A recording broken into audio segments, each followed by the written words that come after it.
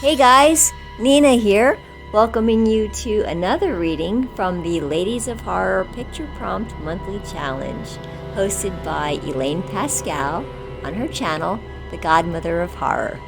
If you'd like to read along or read previously published pieces, please visit spreadingthewritersword.com or ladiesofhorror.com. In the meanwhile, enjoy the reading.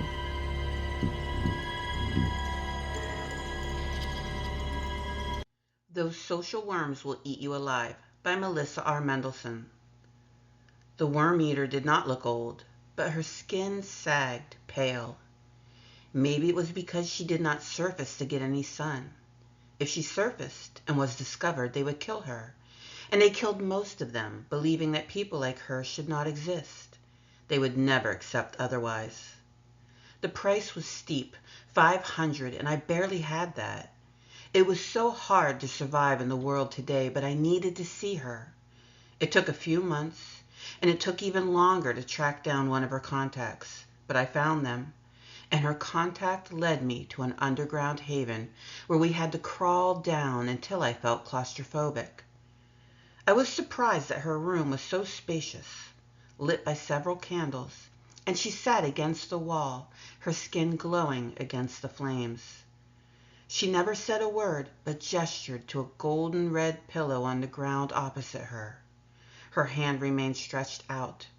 I thought for a moment of shaking it like you used to in the old days, but then I realized that she was waiting for the cash. And it was strange, placing all that green in her paled hand. I never had that much cash on me, especially when everyone used plastic, and our usage was tracked to see what we were buying. And I had to be careful when withdrawing the money. They were watching that, too. I didn't realize that she was holding a lit candle. She moved the flame toward me, and I flinched. She lit the candle near my knee, and I thought that she would move the candle away, but she held it over the other candle until the flames merged, and something like a teardrop formed. Suddenly I doubled over. My head smashed against waves of voices, voices telling me what to do and not to do, voices screaming to stay and be heard, voices I even dreamt of. And this was why I was here, because they would never leave me alone.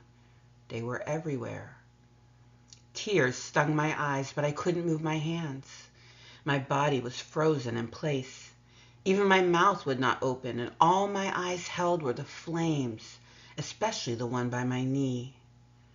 Finally, I was able to look down, see my bare arms, and shadows formed into what reminded me of plastic army men that my brother used to have. I missed him, and haven't thought of him in years until now. Their hold was breaking on me. The figures pulled at my skin, tearing and clawing, drawing droplets of blood. Their empty eyes glared at me. How dare I remove them, they screamed in my head, a scream that cut down my back, into my sides, and I would have fallen to my knees if I wasn't already sitting. The teardrop fell from the candle. The figures dropped with it. The ground beneath me looked like a burial of ants, and the worm-eater swept them all up into her hand, placing them into her mouth. She smiled at me as she swallowed them down. I was able to move again, but I didn't. I felt empty. I wasn't me, but I haven't been me in a very long time.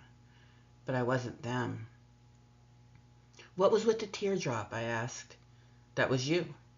Her lips barely parted, her voice slipping between them. Me? I asked. What is left of me? Nothing. Her smile snapped shut. But maybe, one day, something? She shook her head, but I couldn't tell if she was sad.